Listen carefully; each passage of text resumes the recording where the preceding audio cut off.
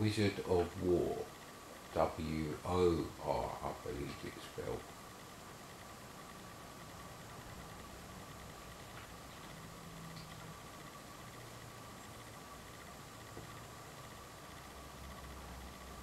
You know what, I never played this on real hardware, and people who had this game back then really love it.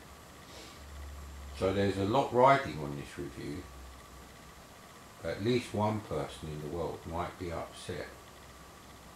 Then again, maybe no one who ever had this back then and really loves it now actually watches my channel. Who knows, sir?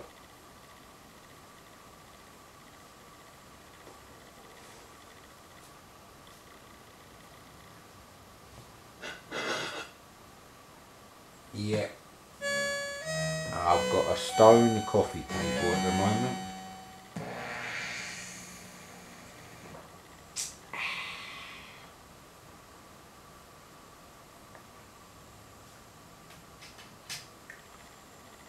See, remember, are quite respectful, because they know you just want to like press space, and they always have the documents, which is very helpful. I still have to play Spitfire 40, because stupidly you have to load the docs separately and then load the game after you found out the bloody keys to play it. All because it looked quite interesting on the Bulletin 1000 video, and I was going to do the Bulletin 2000 things, and the titles were going to be done with my Amiga 1000 in Deluxe Paint 3, because it can definitely do them, and 16 colours in you know, high resolution interlace, more than enough. My channel wasn't dead and my house was finished, and I could find some SVHS tapes. I think I threw them away stupidly. Then I might actually record from oh, actually that's the point. How the fuck am I going to get S-video output? Ooh, I don't think my Mitsubishi HS-M1000, which is a fantastic video recorder, they must cost hundreds now. They were brilliant. It's my actual video recorder from I think I got it in 1995. It was discounted to £400, was it? That's how much it was and it was a crazy discount, allegedly. Mitsubishi made really nice stuff, actually, and that's according to the experts, not some prick on YouTube. Now I'm talking about actual magazines with scientific levels of measurement on the equipment for technical excellence. That's all you really care about. I mean, one line of a review of a Mitsubishi Diamondtron TV in the mid-90s might say something like, it's a very nice low temperature picture.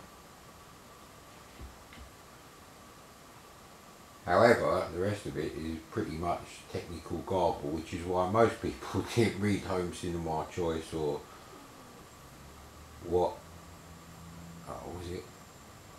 What Home Cinema? I can't remember, you know. There was two magazines I used to buy very infrequently, only when I needed to buy something like a new TV. Anyway, I think I spent 800 quid on the TV and the SVHS video, and they were both Mitsubishi. You know what, I can't remember how I got them, where I bought them.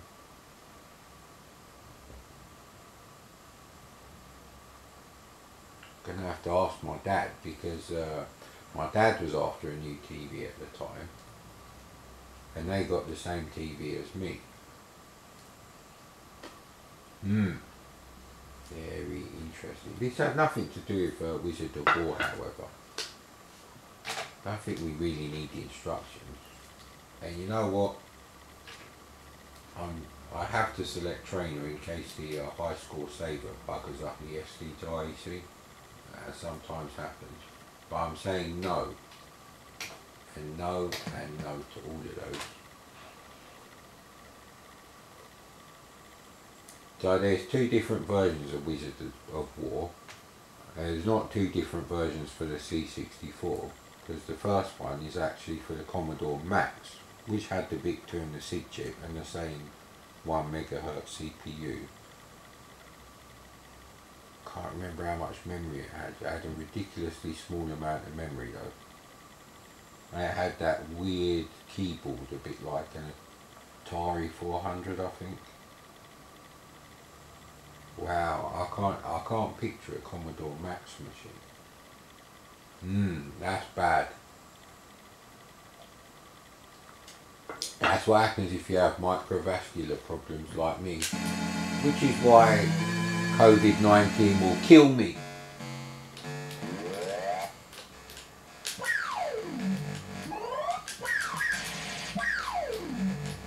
So it's like Berserk with the electric fences turned off.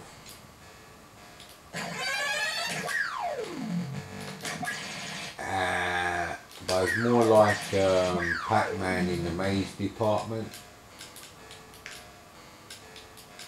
It is literally a cross between Pac-Man and Berserk.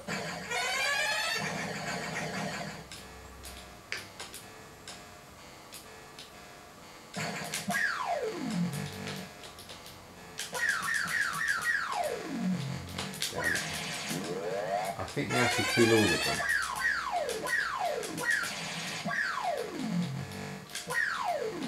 Well, he's new. Now, interestingly, they run away from you.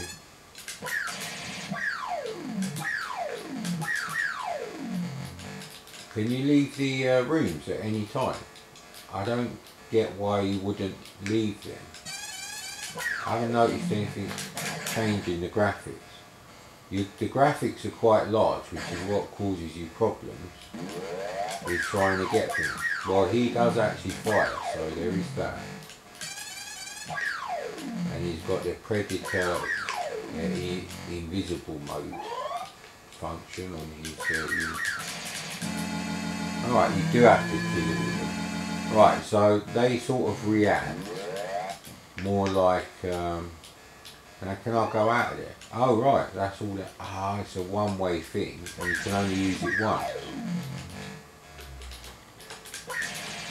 So you can always kill them, unlike Pac-Man, but you can't abuse the tunnel system.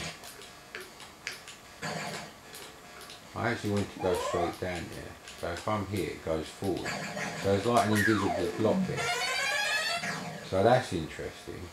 But I bet I can move up into that section now.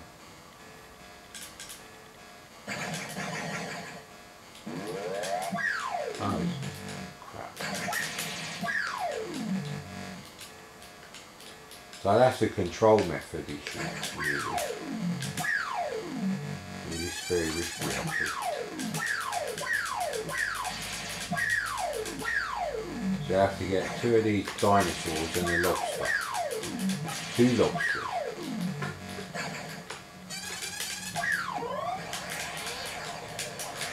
Now bonus. It's a bit like Evil Otto. But he's gone crazy like the red one in Pac-Man. He doesn't come anywhere near you. So that must be a bonus thing, so you've got to chase him. It's quite an interesting game, I have to say. It's the first time I've ever played it on real hardware. I may have played it once or twice on WinVice in the last fucking 38 years since this game was on sale. Potentially, because the Commodore Max machine cartridges do work on the C64.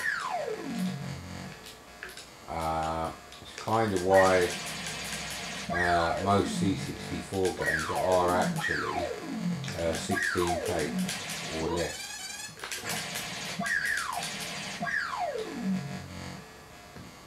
I don't think the maze is actually changing because you still have that problem there, which I don't like. That's the only thing I don't like about the game. cartridge games. Bloody camera filled up, innit? So now we're on the double score dungeon. And I think it topped up my lives actually. The control is a bit iffy, I have to say. A bit awkward. But you can't actually mark it down for an early 1983 game. And technically 1982. You could have bought it when the C64 come out. Although the Commodore Max machine was a Japan only special.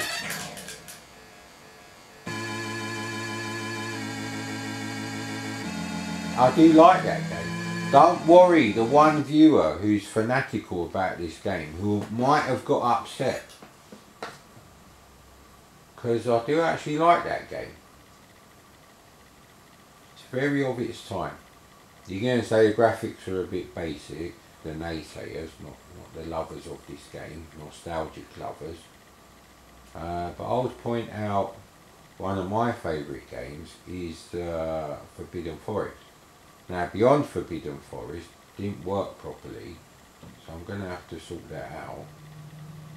But the graphics are really basic on that, but you know the music is quite atmospheric.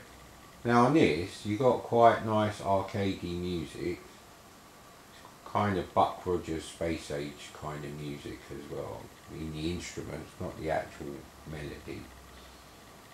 Yeah, check out the first double episode of Buck Rogers, the bit when they're dancing. Yes, there's two types of music. I think you know what one I'm talking about. And the sound effects are quite nice. There's a few issues with how it plays in the game engine, you know, changing direction. That's not quite as well done as, you know, an arcade game like Berserk does it. But Wizard of War may actually be like that. Because it says 1980 Midway. So it must have been an arcade game. So putting my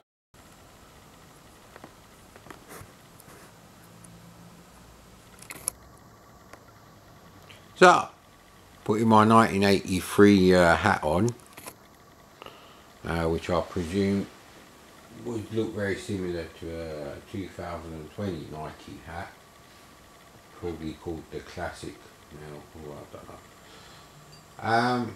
Graphics are fine, sound is great, because the graphics in Forbidden Forest are acceptable and these are no worse. I don't think I'd like it as much as Forbidden Forest today, but I would still like it quite a lot.